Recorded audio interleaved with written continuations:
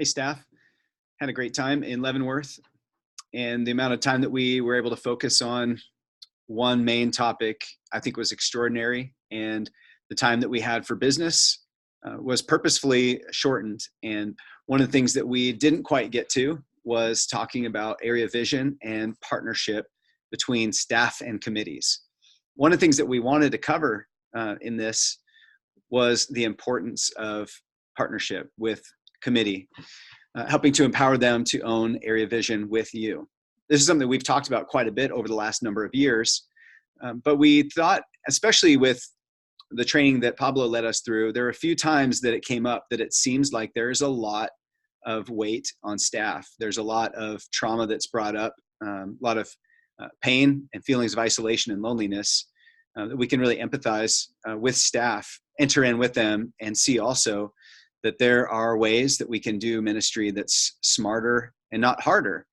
And one of them is really to take that time of learning different people who are around us with different gifts who we can invite in to own ministry together. I know that's much easier said than done, but it's worth figuring out innovating ways, overcoming things within our own psyche, our own life, our own story that makes it perhaps difficult to invite people in. Or perhaps, as I shared on Thursday morning, that maybe I've been hurt in the past by people who've dropped the ball, who have left me, who have said no, or times that I just felt like if it's going to be, it's up to me.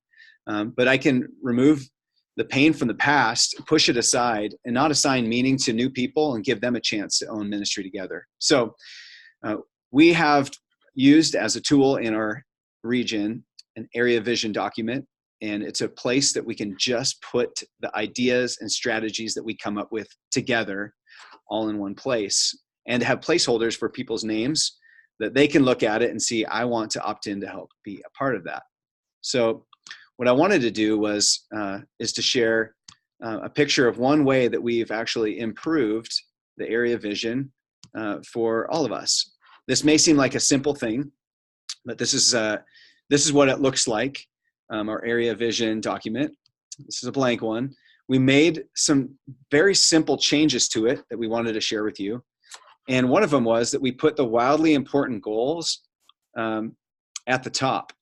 And also that it says a 3-year, 30,000 foot view level, that we're going to put that as a 1 to 3 year, meaning this could be just your goal this year, or perhaps your area has a bigger longer game in mind, and then you can have it be a 3-year. So instead of at the bottom like it was last year, as you can see, this is the Palouse areas. The wildly important goal was at the bottom, and there was 2 points.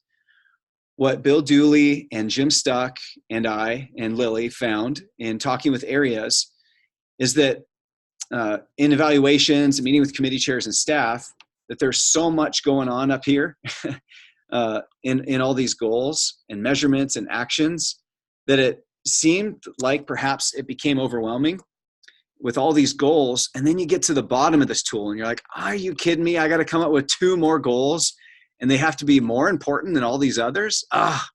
This is ridiculous. But actually that's not at all what it was intended to do. The goal of these WIGs, or wildly important goals, truly was to be, what's the 1 or 2 thing that summarizes all the rest of what you're planning on doing?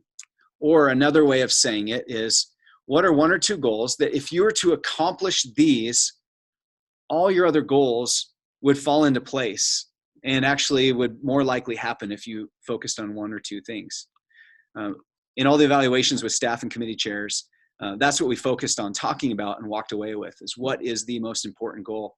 And in most cases, Bill and Jim and I found, is that the wildly important goals were not written as one of these, but it could have been. Almost everybody came up with a whole different goal. Like, we're going to start Capernaum in this furthest out city about 50 or 60 miles from where most of our work is. That is a great goal, but a wildly important goal is one that encompasses all your other goals. Like perhaps for some of you, it's raising $5,000 more, like the Palouse area. If we were to raise $5,000 a month in monthly donors, 100 new monthly donors, chances are all these other goals are most likely going to be hit. So that would be an example. So hopefully that makes sense. But that's something that we wanted to share that we didn't quite get a chance to. And also, just as a refresher, that part of the reason that we do an area vision document is to have somewhere that other people on committee can engage. And so we have this tab as well that has the area boat instead of the area bus, because everyone needs a job on the boat, right? A fishing boat, everyone has a job. There's a place to write down particular positions and roles. If you're meeting with your committee to say, where is it that you see yourself focusing? You can write, you can write their names in. And there's room for other. Some areas have a golf chair, or some areas have a particular position that fits their area. But we wanted somewhere that people could write their names in, so that when this is looked at, to the right of this, see ministry, support, and then over here is goals and objectives, that each person can have a goal or objective.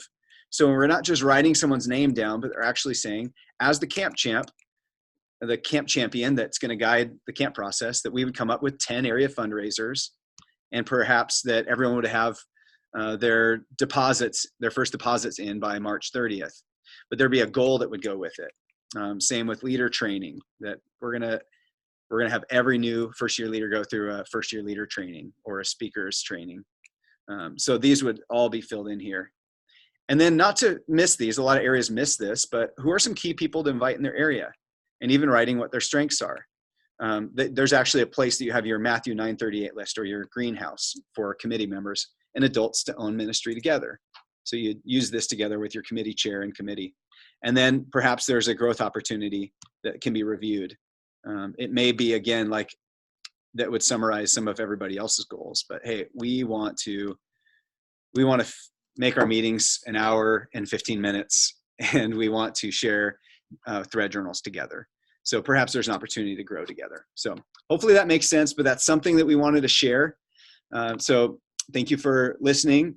And I hope that more and more conversations can happen on a committee level of what does it look like to own ministry together with the staff, and not just have it be that the staff owns it, or in some areas like volunteers, that there's more people who are invited in to own it together. So thank you very much.